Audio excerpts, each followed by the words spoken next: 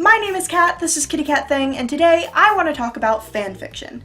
Fanfiction gets a pretty bad rep in the literary world. It's seen as childish, or in a worst case scenario, stupid and cringy.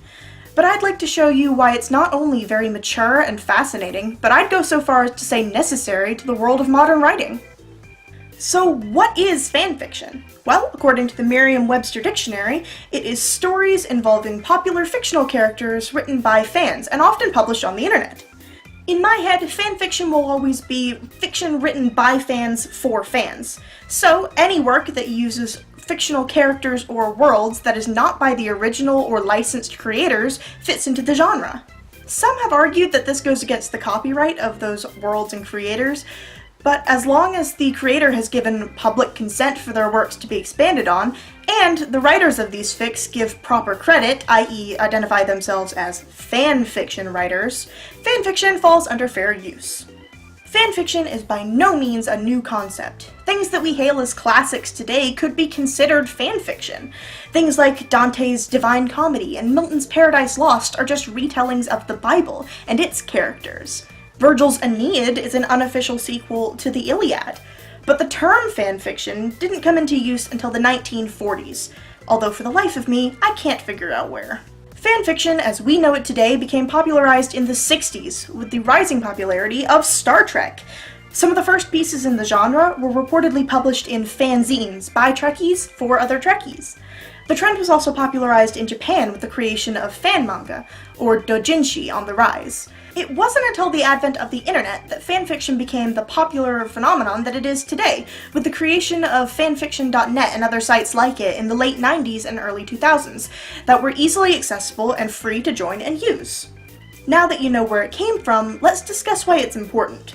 Fanfiction helps writers to become better at writing.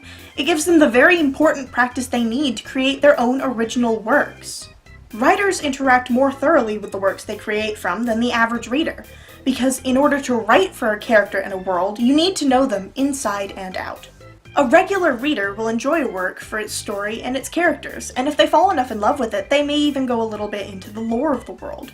But a writer will deconstruct those worlds and characters down to the very core of their beings and learn what makes them tick in order to write them with the most accuracy possible.